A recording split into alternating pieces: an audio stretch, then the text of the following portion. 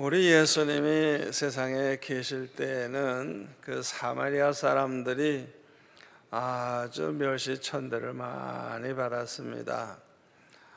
제가 전에도 말씀드린 바와 같이 이 사마리아 땅은 그 아수르 왕이 점령을 했을 때 아수르 사람들을 와서 살게 하고 그 땅에 살던 유대인들을 아수르 땅으로 옮겨서 많은 사람들이 이제 이동을 하고 그 사마리아 땅은 두 민족이 합쳐져 버렸어요.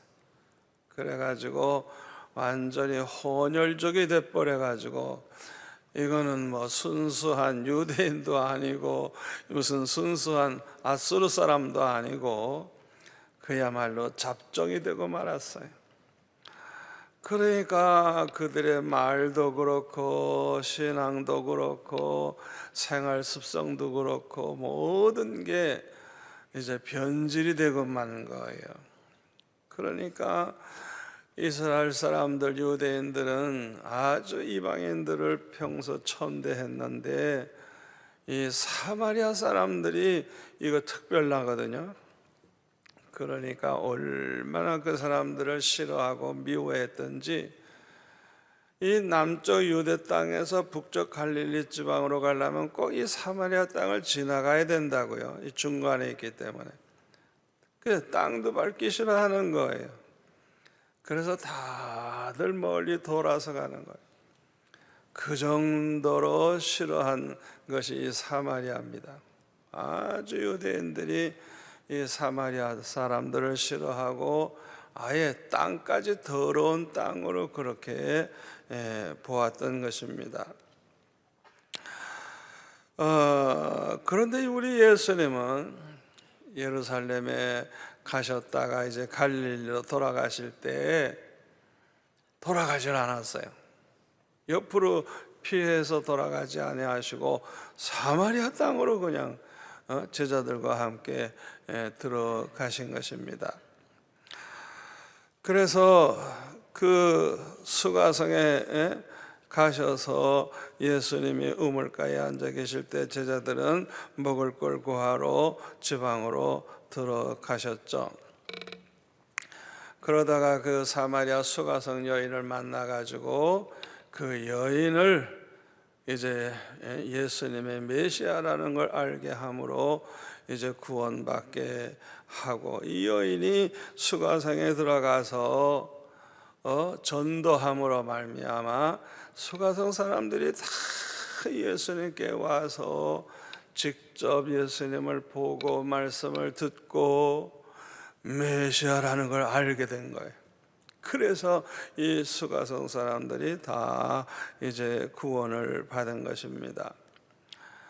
그들이 구원받고 나니 얼마나 좋아요. 예수님 떠나는 게 너무 아쉬우니까 주님 보고 좀 더 계시다가 가라고 간청을 해서 이틀이나 그곳에 더 계시다가 갔어요. 왜 이렇게까지 하셨을까요? 왜 남들은 사마리아 땅 밟기도 싫어하는데 일부러 사마리아 땅으로 가시고 더군다나 거기에서 이틀이나 주무시고 떠나야 되겠습니까? 거기에는 이유가 있는 겁니다. 이 사마리아 안에도 하나님의 택한 백성이 있기 때문에 그런 거예요. 아멘. 하나님의 백성, 구원받을 하나님의 백성이 있는 걸 주님이 아시고 그 사람들 만나러 그 사람들에게 복음을 전하고 그 사람들을 구원하기 위해서 그렇게 하신 것입니다. 요한복음 6장 38절에 보면은 내가 하늘에서 내려온 것은 내 뜻을 행하려 함이 아니요 나를 보내신 이의 뜻을 행하려 함이니라. 다 같이요. 나를 보내신 이의 뜻은 내게 주신 자 중에 내가 하나도 잃어버리지 아니하고 마지막 날에 다시 살리는 이것이라. 이 말씀 그대로 하나님께서 예수님에게 맡기신 그 하나님의 백성 하나도 잃어버리지 아니하고 모두 다 구원하기 위해서 예수님이 일부러 그렇게 찾아가셨던 것입니다. 이러한 일은요, 지금도 일어나고 있어요. 지금도. 저 해교국가 같은 데는 복음을 전할 수가 없어요. 그러니까 그 백성들은 복음을 듣지 못하고 죽는 거예요. 그러나 우리 주님이 재림하실 날이 가까우니까 너무 급하잖아요.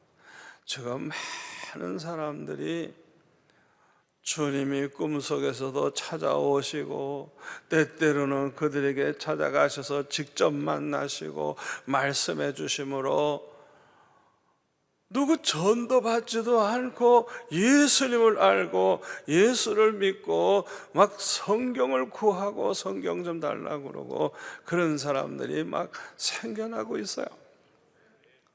얼마나 놀라운 일인지 모릅니다. 몇 년 전에는 이스라엘의 최고 랍비, 아주 나이가 제일 많고 존경받는 그 랍비가 자기 죽기 전에 자기 유서를 이제 그 장례식 후에 읽어달라고 그렇게 부탁을 하고 죽었어요.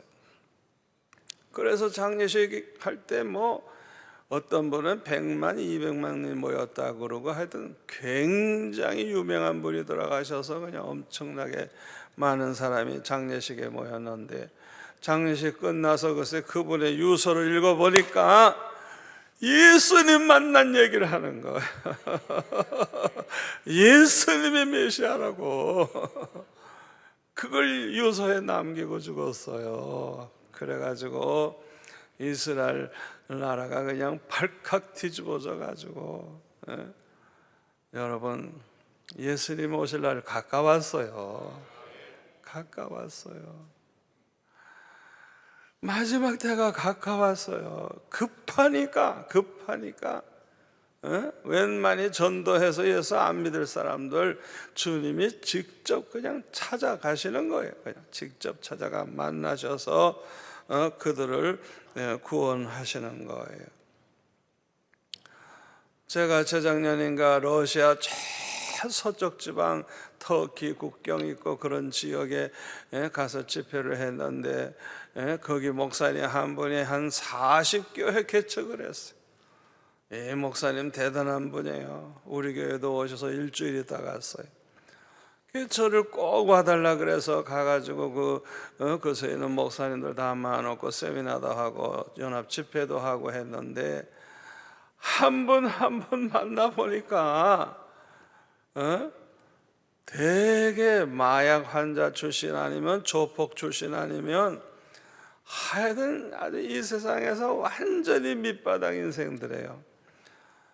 막 감옥 생활도 하던 분들인데 이 막 여자들도 팔을 걷어서 보여주는데 하도 주사 많이 맞아가지고 아주 그냥 그 마약 많이 이제 맞은 그 흔적이 있어요. 아, 이분들이 간증을 하는데 주님을 만났다는 거예요. 주님이 자기를 찾아오셨다는 거예요. 그러니까 이분들은 너무 생생한 체험을 했기 때문에 의심을 할래가 할 수 없는 거예요. 이분들의 그 믿음이라고 하는 것은 아주 그냥 불덩어리예요. 불덩어리.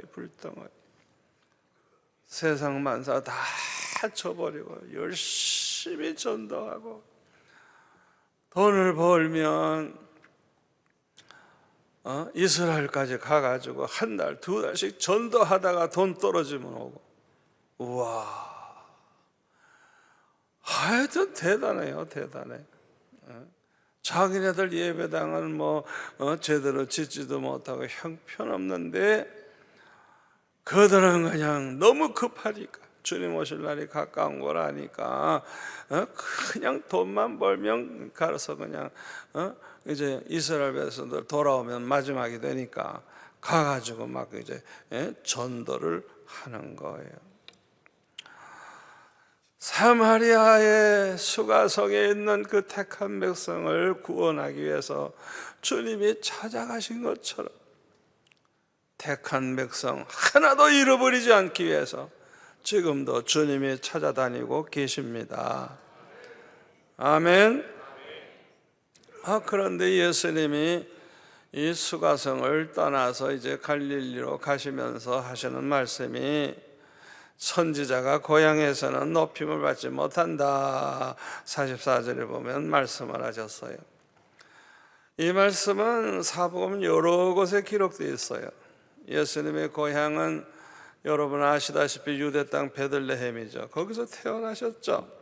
그런데 이 헤롯 왕이 이스라엘의 왕이 났다고 하는 그 소식을 듣고 그냥 어린아이들을 다 죽이려고 할 때 하나님의 사자가 애굽으로 피하라 그래서 애굽으로 피했었죠. 그런 다음에 헤롯이 죽은 다음에 예수님 당시 헤롯의 이제 아버지예요. 죽은 다음에 이제 다시 돌아왔을 때 나사렛에서 좀 사시다가 가버나움으로 이사를 하셔서 거기에서 사셨다고 하는 그런 이제 전설이 있습니다. 그래서 예수님이 이 성경에서 말씀하시는 그 고향, 예수님의 이 고향은 넓게 말하면 갈릴리고 좁게 말하면 가버나움이라고 말할 수가 있습니다. 그런데 예수님께서는 이 고향 땅으로 가시면서 선지자가 고향에서는 높임을 받지 못한다 말씀을 하신 것입니다.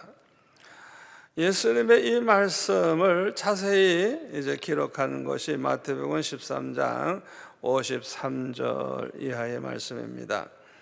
예수님께서 이 모든 비유를 마치신 후에 그곳을 떠나서 고향으로 돌아가사 그들의 회당에서 가르치시니 그들이 놀라 이르되 이 사람의 이 지혜와 이런 능력이 어디서 났느냐?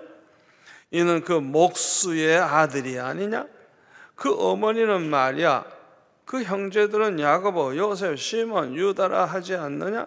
그 누이들은 다 우리와 함께 있지 아니하냐? 그런즉 이 사람의 이 모든 것이 어디서 났느냐? 하고 예수를 어떻게 해요? 배척한지라. 예수님 가족이 얼마나 가난한 가족이고 그 형제들 자매들 우리 가운데 다 있는데 그거 별 볼일 없는 사람들이에요. 보통 사람이거든요. 그런 가운데 아들 하나 낳은 이제 첫째 아들이 예수님인데 아주 깔보는 거예요. 그래가지고 예수님을 배척을 했다는 거예요. 예수께서 그들에게 말씀하시되 선지자가 자기 고향과 자기 집 외에서는 존경을 받지 않음이 없느니라 하시고 그 다음 58절 같이 읽을까요? 그들이 믿지 않음으로 말미암아 거기서 많은 능력을 행하지 아니하시니라. 마가복음 6장에도 보면은 이 말씀이 그대로 나와 있어요. 안 믿는 거예요. 배척을 하는 거예요. 예수님이 선지자라고 사람들이 그러지만은 받아들이지 않는 거예요. 안 믿으니까. 마가복음 6장 그 5절에 보면 거기서는 아무 권능도 행하실 수 없어 다만 소수의 병자에게 안수하여 고쳐실 뿐이었고 그들이 믿지 않음을 이상히 여기셨더라 그랬어요. 그러면 왜 선지자가 고향에서는 높임을 받지 못하게 될까요? 이 마태의 기록이나 마가의 기록을 보면 이 동네 사람들이 예수님의 가족에 대해서 너무나도 잘 알고 있어요. 또 예수님과 어렸을 때는 아마 같이 놀고 같이 자라난 그런 과거가 있었겠죠. 그러니까 특별한 사람이라고 생각을 하지 않는 거예요. 아무리 예수님이 메시아고 선지자고 그래도 옛날 생각만 하는 거예요. 옛날 생각만. 옛날만 생각하고 오히려 믿지를 않는 거예요. 특히 아무리 훌륭한 그런 사람이라도 이 가족들에게 특별히 높임을 받지를 못합니다. 80세가 된 어떤 어머니가 한국의 아주 유명한 목사님, 60세쯤 된 그 목사님, 그냥 몇만 명 모이는 목사님한테도 얘야 이런다고. 얘야. 왜? 어머니 눈에는 애기같이 보이는 거예요. 옛날 생각하고. 그리고 이 마치 어린애 다루듯이 야 오늘 좀 조심해라 이러고. 아들이 지금 그렇게 큰 목회를 하는 목사님인데도 어머니 눈에는 어린아이 같고, 어머니 눈에는 옛날 생각을 하시고 길 갈 때도 조심해라 말씀하시고. 그러니까 잘 아는 가족들, 오히려 그 사람들에게는 선지자 대접을 받을 수가 없는 거예요. 특히 예수님의 가족들은요, 예수님에 대한 잘못된 소문을 듣고요, 예수님이 진짜 귀신 들린 줄 알고 예수님을 붙잡으러 온 적이 있어요. 마가복음 3장 20절에 보면 집에 들어가시니 무리가 다시 모임으로 식사할 겨를도 없는지라 예수의 친족들이 듣고 뭐라고요? 그를 붙들러 나오니 이는 그가 미쳤다 함이로라. 예루살렘에서 내려온 서기관들은 그가 발세벨이 집혔다 하며 또 귀신의 왕을 힘입어 귀신을 쫓아낸다 하니, 이 잘못된 말만 듣고 그래서 가족들까지도 예수님이 귀신에게 사로잡혔다고 해서 예수님을 붙들러 왔다 그랬어요. 예수님이 메시아이심을 모르기 때문에 이 가족들도 다른 사람 말만 듣고 이렇게 실수를 한 것입니다. 그러나 예수님이 십자가에 못 박히시고 사흘 만에 부활하신 후에 승천하시는 것을 눈으로 똑똑히 본 다음에야 정신이 이제 퍼뜩 난 거예요. 그래가지고 그 이후에는 오순절날 성령의 충만함을 받고 온 가족이 다 복음을 전하는 주의 종이 된 것을 볼 수가 있습니다. 제가 이 성경을 참 볼 때마다 참 안타까운 것은 예수님을 가장 잘 안다고 하는 사람들이 예수님의 메시아라는 걸 모르고 믿지 않는 것이 참 안타까워요. 어떻게 이럴 수가 있을까? 갈릴리 사람들과 같은 사람들이 누구보다도 예수님을 더 똑바로 알고 믿어야 될 것 같은데 그렇지가 않아요. 그런데 이런 경우는 예수님에게만 그런 거 아니에요. 엘리야 선지자, 엘리사 선지자, 우리는 그분들을 얼마나 귀하게 생각합니까?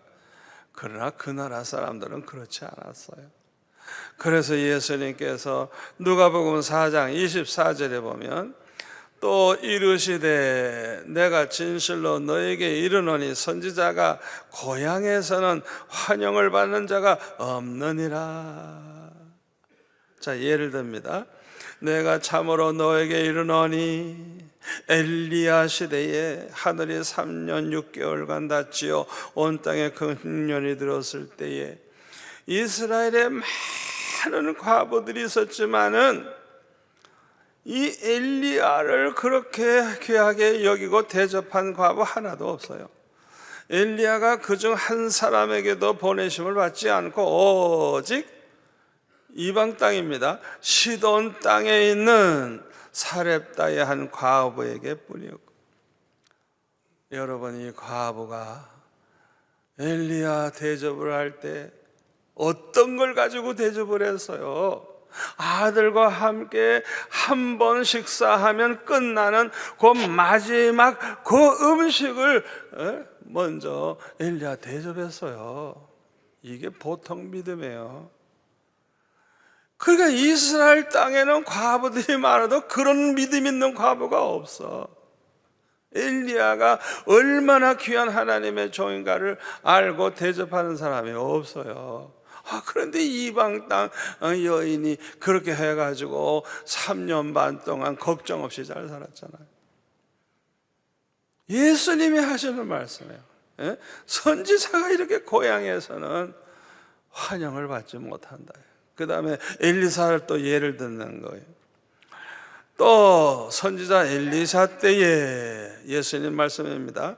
이스라엘에 많은 나병 환자가 있었으되 그 중에 한 사람도 깨끗함을 얻지 못하고 오직 수리아 사람 나만 뿐이었더라. 왜 이런 일이 생기죠? 엘리사, 우리 잘 알아. 엘리사, 그렇지 뭐. 아니, 지금 이 엘리사가 이게 보통 하나님의 종입니까? 그러나 이 고향 사람들은 아주 우습게 여기는 거예요. 그래가지고 한 사람도 나병을 고침받은 사람 없대요. 엘리사가 그 나병 환자 고친 거는 나만, 아람 장군 나만 하나뿐이래요. 예수님 지금 이 말씀이에요. 이야, 이거 보면 선지자가 고향에서 대접을 받지 못한다는 걸 잘 우리가 알 수가 있습니다. 또 우리가 성경에 보면 누구보다도 하나님 잘 믿는다고 하는 서기관과 바리새인들, 아니 보통 사람들도 예수님 말씀 듣고 은혜 받고 회개하고 구원받는데 이들은 예수님 말씀 아무리 들어도요 믿지도 않고요 회개도 하지 않고요 오히려 예수님 죽일 생각만 해서요. 차라리 세리나 창녀들 이런 사람들은 그 말씀 듣고 회개하고 예수 믿어 구원받은 사람들이 많아요. 그래서 마태복음 21장 28절에 보면 이제 두 아들의 비유를 이제 예수님이 쭉 말씀하시면서 31절 끝에 보니까 내가 진실로 너희에게 이르노니 세리들과 창녀들이 너희보다 먼저 하나님 나라에 들어가리라. 요한이 의의 도로 너희가 왔거늘 너희는 그를 믿지 아니하였으되 세리와 창녀는 믿었으며 너희는 이것을 보고도 끝내 뉘우쳐 믿지 아니하였도다. 유대인들, 바리새인들, 서기관들 끝까지 회개하지도 않고 끝까지도 믿지도 않았다는, 차라리 세리나 창녀들은 말씀 듣고 믿었고 회개하고 돌이켰다는 거예요. 참 이것을 보면 우리가 좀 이해하기 어렵지만 하나님의 섭리가 오묘하다는 걸 알 수가 있습니다. 예수님의 이 말씀을 들을 때에 우리가 크게 이제 성공하려면 고향에 살면 안 돼요. 빨리 떠나요. 빨리 다 떠나야 돼요. 여러분 서울에서 큰 목회를 하고 계시는 조현기 목사님 서울 사람인 줄 알아요? 내가 서울 사람이에요. 그분은요 양산 근처에서 자라난 분이에요. 옥하는 목사님 그 유명한 분 서초동 사람인 줄 알아요? 아니에요. 거제도 사람이에요. 거제도. 다 촌놈들이 서울에 와가지고 우와 세계적인 인물이 된 거예요. 저는 서울에서 5교회에서 오라고 하는데도 하나님이 보내지 아니하시고 이 수영록교 개척하러 가셔서 알고 보니까 고향에 가면 안 돼. 그래가지고 하나님이 이곳에 보내주셨구나. 성경 말씀 그대로예요. 얼마나 감사한지 모르겠어요.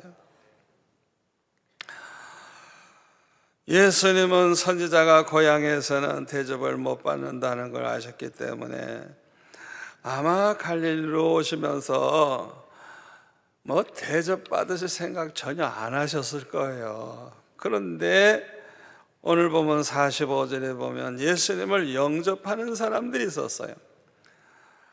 예수님께서 갈릴리 가나 혼인집에서 물을 포도주 되게 하는 큰 그런 표적을 행하신 적이 있었는데, 그때 그냥 그대로 그냥 조용히 넘어간 것 같아요. 그런데 이 갈릴리 사람들 중에 예루살렘에 갔다가 예수님이 말씀하시는 걸 듣고 예수님이 행하신 이적들을 보니까 우와, 예수님이 보통 분이 아니구나, 그런 걸 알았던 거예요. 그래서 본래 갈릴리 사람들은 예수님을 별로 특별히 생각하지 않지만은 이 예루살렘에 갔던 이 사람들은 예수님이 어떤 분인지 아시니까 예수님 오신다는 말을 듣고 영접을 하러 나온 것입니다. 그런데 45절에 보면 왕의 신하가 예수님께 찾아와서 가버나움에 있는 자기 아들이 병들어 죽어가고 있다 하면서 가버나움에 와서 자기 아들을 고쳐달라고 부탁을 합니다.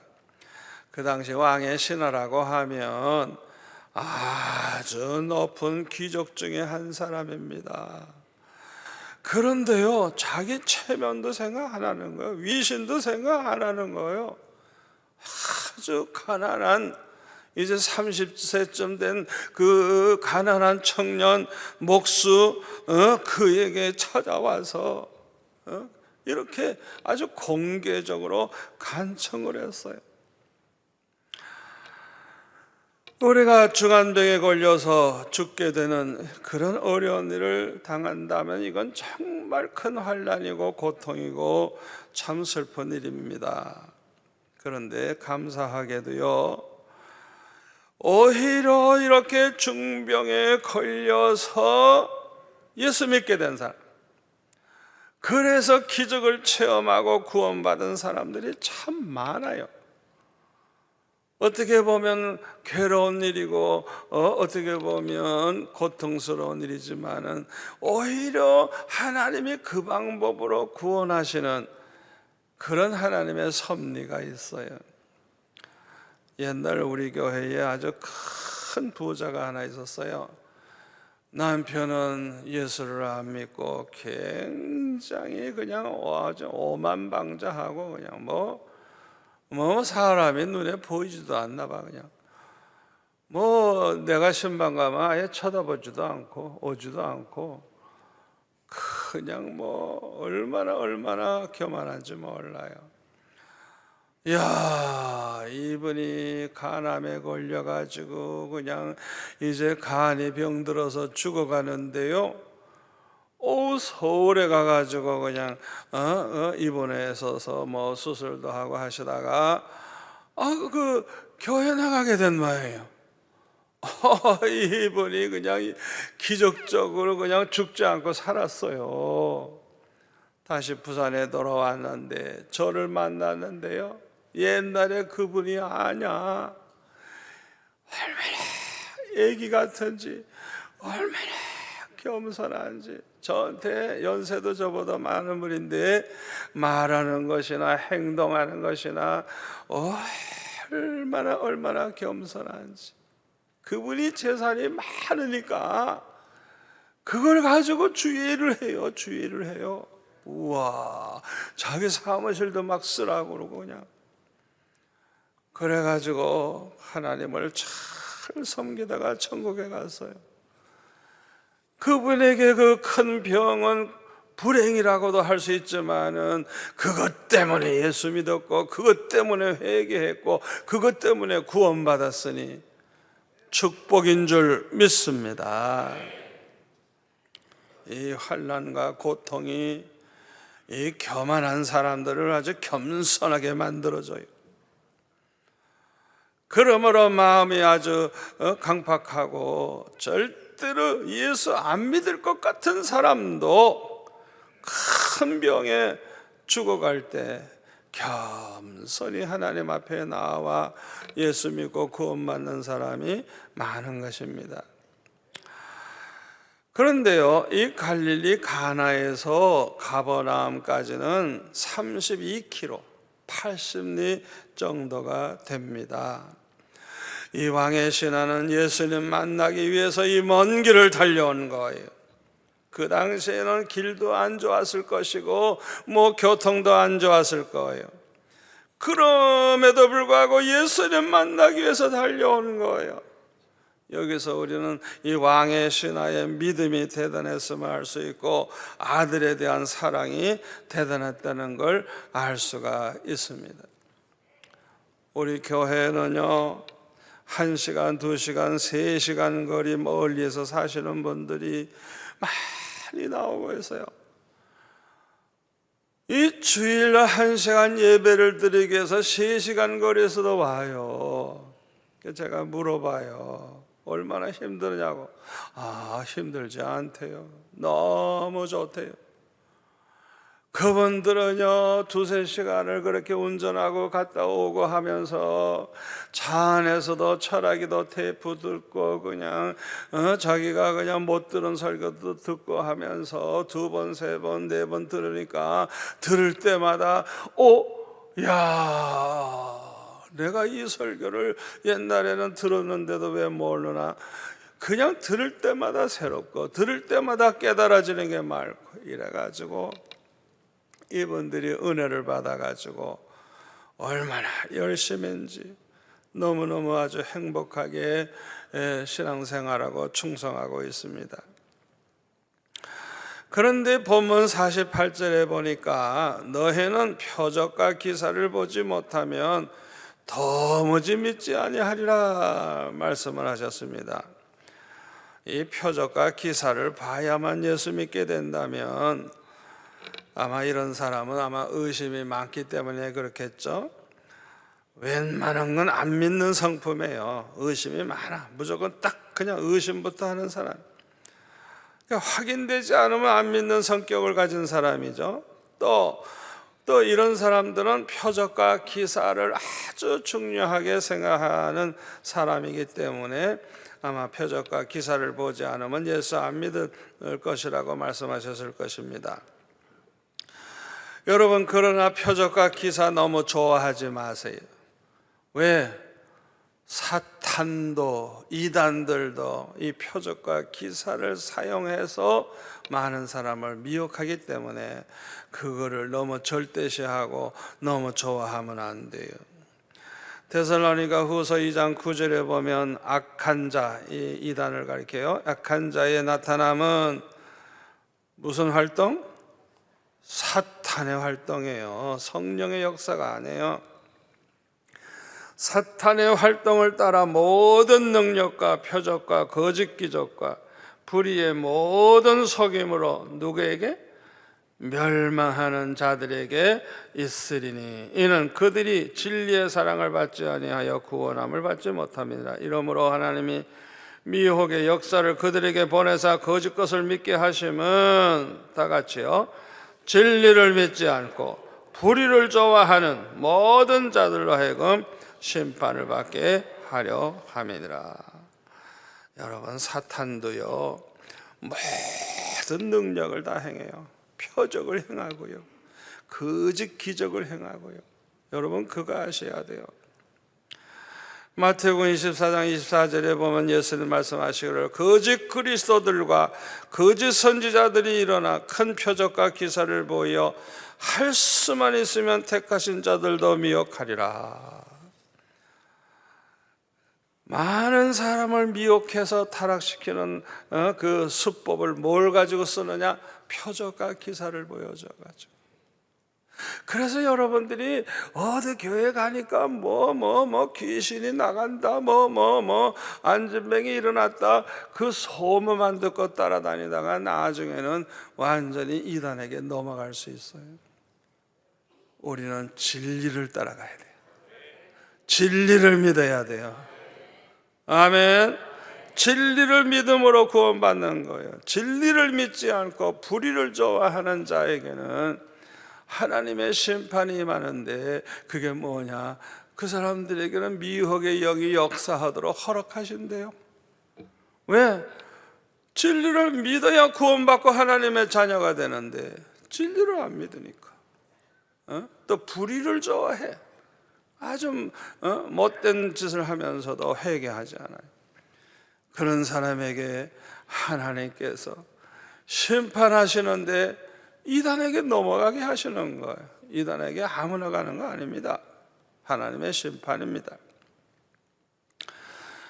요한일서 4장 1절에 보면은 사랑하는 자들아, 영을 다 믿지 말고 오직 영들이 하나님께 속하였나 분별하라. 많은 거짓 선지자가 세상에 나왔습니다. 이로써 너희가 하나님의 영을 알지니 곧 예수 그리스도께서 육체로 오신 것을 시인하는 영마다 하나님께 속한 것이요 예수를 시인하지 아니하는 영마다 하나님께 속한 것이 아니니 이것이 곧 적그리스도의 영이니라. 오리라 한 말을 너희가 들었거니와 지금 벌써 세상에 있느니라. 많은 사람들은 이 성령의 은혜를 사모해서 이 성령이 임하시고 성령이 역사하는 걸 사모하죠. 또 주님이 또 우리에게 말씀해 주시기를 얼마나 사모합니까? 얼마나 그것이 우리에게 은혜가 되고 축복이 되는지 몰라요. 그래서 사모하죠. 그런데 조심하세요. 꼭 성령만이 임하는 게 아니에요. 성령만이 말씀하시는 게 아니에요. 이 거짓 영, 이 사탄도 때로는 우리에게 찾아오고 말을 합니다. 그래서 분별할 줄 알아야 돼요. 첫째로 하나님의 영, 성령이 아닌 영들은 거짓 영입니다. 그래서 꼭 거짓말을 해요. 10번 맞다가도 한 번이라도 안 맞았다면 그건 거짓 영입니다. 아멘. 절대로 하나님은 거짓말 못해요. 하나님은 진리의 영이고 진실하고 하나님 말씀하신 건 100% 정확한 것이지 한 가지라도 틀리는 거 없어요. 그러니까 여러분이 뭐 성령이 임하고 주님이 말씀해 주셨다고 좋아하다가도 가만히 보니까 거짓말이야. 안 맞는 게 있어. 그러면 사탄아 물러가라. 그러고 여러분 대적해야지. 그거 자꾸 듣는 거 좋아하고 영이 임하는 거 좋아해가지고 밤낮 따라다니다가 보면은 거짓말 하는데도 자꾸 받아들이는 거예요. 그러면 그 사람은 소망이 없어요. 완전히 나중에 아주 미혹당하고 마는 거예요. 두 번째로는요, 이 거짓 영은요, 말씀하시고 때로는 명령하시고 지시하시는데요, 우리를 죄를 짓게 해요. 죄를 짓게. 그래가지고 잘못된 길을 가게 하는 거예요. 또 세 번째로는 진리에 맞질 않아요. 이 성경에 나타난 진리에 맞지 않는 소리를 한다든지 그런 현상이 일어나면 이거는 잘못된 거예요. 그러니까 우리가 성경을 잘 알아야 되겠죠. 제가 대학생 때 장로님 가정에 가서 이제 가정교사로 일을 하고 있었는데, 그 장로님의 이제 매부점 되는 분이 아주 유명한 목사님인데, 북한에 사모님을 놓고 왔어요. 혼자예요. 근데 너무 신령한 분이에요. 너무 은혜롭고 너무 그냥 부흥집회도 잘하고 하니까 성도들이 얼마나 사모하는지 몰라요. 그런데 장로님 말씀하시는데 저보고 그래요. 어느 날 어떤 여자가 이 구르마 니아가에다가 세간살이 잔뜩 싣고 왔더래요. 그래서 왜 왔느냐 그랬더니 하나님께서 명령을 하셨대요. 너 이제부터 그 목사님한테 가서 살아라. 자기 남편도 있는데 세상에 정신이 나가도 보통. 아니 그래 하나님께서 자기 남편과 자식들 두고 그래 혼자 사는 목사님한테 가서 살라고 그러는 하나님이 어디 있어요? 예? 그러니까 이 사람이 완전히 혼미해진 거예요. 영분별을 못하는 거예요. 진리에 어긋난 영이 아니에요. 성령은 성령 자체가 진리의 영이에요. 아멘. 여러분이 진리에 맞지 않으면 받아들이지 않아야 돼요. 아주 조심해야 돼요. 이 도마가 또 표적을 좋아했죠. 이 도마, 예수님이 부활하셔서 제자들을 만나실 때 이 도마는 그 자리에 없었어요. 그래서 다른 제자들이 얘기합니다. 우리가 주님을 보았다. 이러니까 도마가 하는 얘기가 25절에 요한복음 20장 25절에 보면 내가 그의 손에 못자국을 보며 내 손가락을 그 못자국에 넣으며 내 손을 그 옆구리에 넣어보지 않고는 믿지 아니하겠노라. 무슨 잘났다고 이렇게 큰 소리 칩니다. 이게 무슨 자랑스러우니라 이런 말을 합니까? 여드레 지났을 때 주님이 찾아오셔서 도마에게 말씀하시죠. 27절에 네 손가락을 이리 내밀어 내 손을 보고 내 손을 내밀어 내 옆구리에 넣어보라. 그리하여 믿음 없는 자가 되지 말고 믿는 자가 되라. 도마가 대답하여 이르되 나의 주님이시여 나의 하나님이시니이다. 예수께서 이르시되 너는 나를 본고로 믿느냐? 보지 못하고 믿는 자들은 복되도다. 아멘. 이 표적과 기사로 믿게 되는 사람이 있어요. 그래서 예수님 말씀하신 게 너희들은 이 표적과 기사를 보지 않으면 믿지 아니하리라. 도마 같은 사람들이기 때문에 예수님이 그렇게 말씀하신 거예요. 그러나 안 보고도 믿는 사람이 더 복된 사람이에요. 아멘. 표적을 안 보고도 믿는 사람이 더 훌륭한 사람이라는 걸 알아야 됩니다. 본문 49절에 보면 왕의 신하가 주여 내 아이가 죽기 전에 내려오소서. 자기 아이가 곧 죽을 것 같았던 모양이에요. 너무 급해요. 그러니까 그냥 재촉하는 거예요. 우리 아이가 죽기 전에 좀 와달라고 간청을 합니다. 그런데 예수님은요 거기에 대해서 대답을 하지 아니하시고 다만 가라, 그냥 가래요. 가라, 내 아들이 살아있다 말씀하셨어요. 가버나움에 와서 고쳐달라고 그랬는데 좀 오셔서 좀 안수기도도 좀 해주시고 이럴 줄 알았는데 가지도 않으시고 그냥 말씀 한마디만 하신 거예요. 어떻게 보면 매우 섭섭한 일이죠. 아마 왕의 신하가 교만한 사람이라면 아마 화를 냈을 거예요. 건방지게 그냥 이럴 수가 있느냐고 하면서 아마 불평을 했을지 몰라요. 문둥이 나만이 그랬잖아요. 자기 문둥병 고치러 엘리사 찾아왔다가 거들떠보지도 않고 그 종을 시켜가지고 그 요단강에 가서 7번 씻으라고 해라.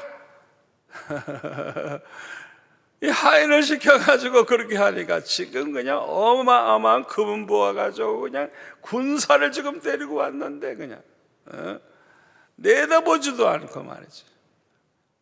그러니까 화를 낸 거예요. 화내면서 뭐라 그랬어요? 자기 생각에는 엘리사가 나와서 큰절하고 그 다음에 자기에게 손을 얹고 기도도 좀 해주고 정성을 다할 줄 알았더니 이건 내다보지도 않아. 내다보지도 않아. 그리고 그냥 하인시켜가지고 요단강에 들어가 7번 목욕하라고 해라. 그 말만 한 거예요. 얼마나 화가 났는지 그냥 아마 이를 갈았을 거예요. 두고 보자 내가 쳐들어와서 다 죽여버린다 생각했을 거예요. 그래가지고 막 분노하면서 떠났다 그랬어요. 그때 그 종들이 가서 말을 합니다. 내 아버지여, 선지자가 당신에게 큰 일을 행하라 하였다면 행하지 아니하였으리까? 하물며 당신의 이르기를 씻어 깨끗하게 하라 함이니까. 아니, 이렇게 쉬운 걸 하라 그러는데 더 어려운 일 하라고도 병 나으려면 해야 되지 않겠습니까? 나아만이 그 말을 들을 때 깨달음이 있어가지고 하나님의 사람의 말대로 순종을 해가지고 요단강명으로 들어서 7번 목욕을 하니까 어린 아이의 살같이 깨끗해졌다 그랬어요. 이 나아만은 이렇게 한때 성질을 냈지만은 왕의 신하는 훌륭합니다. 나아만과 달라요.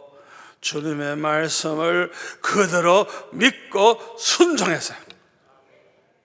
오늘 보면 50절에 보면 예수께서 이르시되 가라, 내 아들이 살아있다 하시니 그 사람이 어떻게 해요? 예수께서 하신 말씀을 믿고 가더니. 이게 중요합니다. 예수님의 말씀을 그대로 믿고 순종을 했어요. 그래가지고 내려가다가 보니까 종들이 막 올라오고 있는데 아이가 살아있다는 소식을 전해주러 온 거예요. 그래서 야, 도대체 언제부터 그 아이가 낳았냐? 7시쯤 됩니다. 생각 딱 해보니까 예수님 말씀하신 그 시간이구나. 그래가지고 온 집안이 다 예수를 믿게 되었다는 거예요. 우리 한번 따라서 할까요? 주님의 말씀을 믿고 순종하면 복 받는다. 주님의 말씀을 믿고 순종하면 기적이 일어난다. 아멘. 누가복음 17장에 보면 10명의 나병 환자가 예수 선생님이여 우리를 불쌍히 여기소서. 그럴 때 14절에 보면 가서 제사장들에게 너희 몸을 보이라. 무슨 이들에게 안수기도 하고 이런 것도 없어요. 빨리 그냥 제사장에 가서 몸이 다 나은 것처럼 똑같이 그냥 제사장에 가서 네 몸을 보이라는 거예요. 지금 만신창인데 무조건 그 말씀 믿고 가다가 보니까 깨끗해진 거예요. 주님 말씀 믿고 순종하다가 보니까 기적이 일어난 거예요. 이 원리를 아셔야 돼요. 예수님 말씀을 그대로 믿고 그대로 순종해 보세요. 축복받습니다. 기적이 일어납니다. 마태복음 18장 19절에 보면 진실로 다시 너에게 이르노니 너희 중에 2사람이 땅에서 합심하여 무엇이든지 구하면 하늘에 계신 내 아버지께서 그들을 위하여 이루게 하시리라. 두 사람. 이게 제일 좋은 게 부부죠, 부부. 2사람이라도 합심해서 무엇이든지 구하면 하늘에 계신 내 아버지께서 그들을 위해서 이루신대요. 여러분, 이 말씀을 그대로 믿으시기 바랍니다. 그대로 실천하시기 바랍니다. 순종하시기 바랍니다. 축복받습니다. 기적이 일어납니다. 그런데 마태복음 17장 20절에 보면 너의 믿음이 작은 까닭이니라 진실로 너에게 이르노니 만일 너에게 믿음이 겨자씨 한 알만큼만 있어도 이 산을 명하여 여기서 저기로 옮겨지라 하면 옮겨질 것이요 또 너희가 못할 것이 없으리라. 잘 들으세요. 믿음이 겨자씨만큼밖에 없어. 너무 믿음이 작아. 그래서 귀신을 쫓아낼 수가 없었어. 그러나 2사람이라도 합심해서 기도하면 하늘에 계신 우리 하나님 아버지께서 이루어 주신다는 거예요. 예수님 말씀을 그대로 아멘으로 믿으세요. 그리고 순종하세요. 실천해 보세요. 축복이 있습니다. 기적이 일어납니다. 사도행전 12장에 보면 헤롯이 야고보를 죽이고 베드로도 죽이려고 했을 때 유월절이기 때문에 감옥에 우선 집어넣었다가 유월절 끝나면 죽이려고 했죠. 뭐 철저하게 군사들이 지키고 아주 쇠사슬로 묶었는데 아예 이 베드로 양쪽에 두 군사하고 같이 묶어버려서 그러니 도망갈 수가 없죠. 잠잘 때도 셋이 같이 자야 돼, 묶여 있으니까. 그러니까 이 베드로가 살아나올 가능성은 1%도 없어요. 1%도 없어요. 소망 없어요. 그러니까 인간적으로 생각하면 겨자씨만한 믿음도 가질 수가 없는 형편이에요. 그럼에도 불구하고 성도들이 마가의 다락방에 모여서 밤새도록 기도합니다. 두 사람만 기도해도 될 텐데 밤새도록 기도합니다. 그때 하나님은 천사를 보내가지고 쇠사슬을 다 풀어지게 하시고 잠자는 베드로 깨워 일어나게 하시고 옥문이 저절로 열리게 하시고 그래가지고 돌아왔어요. 돌아와가지고 문을 막 두들기니까 로데라고 하는 아가씨가 누구세요? 그러니까 나 베드로다. 얼마나 반가운지 문도 안 열어주고 그냥 베드로 사도가 오셨습니다. 그러니까 다들 뭐라 그래요? 제가 미쳤네. 안 미쳤어요. 그랬더니 그러면 그의 천사가 왔겠지. 안 믿어도 죽으라고 안 믿어. 그때 베드로가 문을 그냥 너무 강하게 두들기니까 그때서야 문을 열어준 거예요.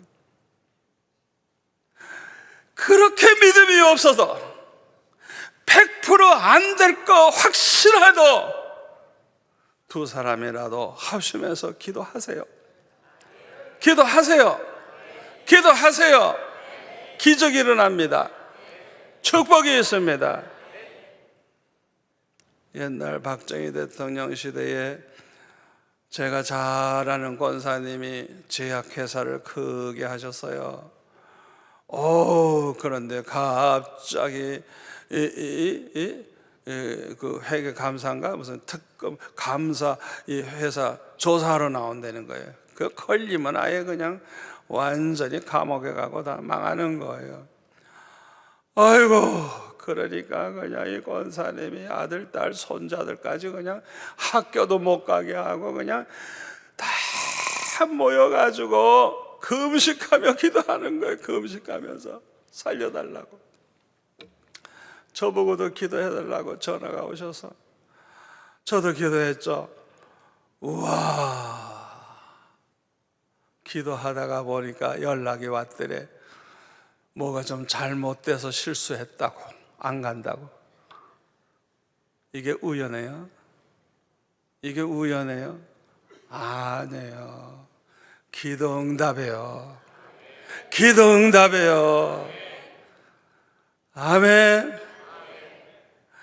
우리가 큰일, 작은 일, 무슨 일이든지 겨자씨만한 믿음만 있어도 두 사람이라도 합심해서 기도하면 산을 바다라도 옮길 수 있고요, 못할 일이 없어요.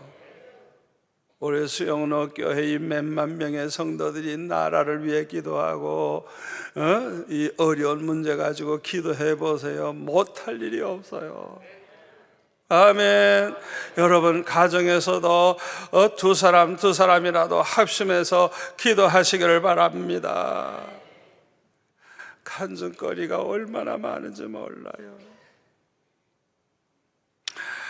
주님의 말씀을 그대로 믿고 순종한 사람들이 성령을 받았어요.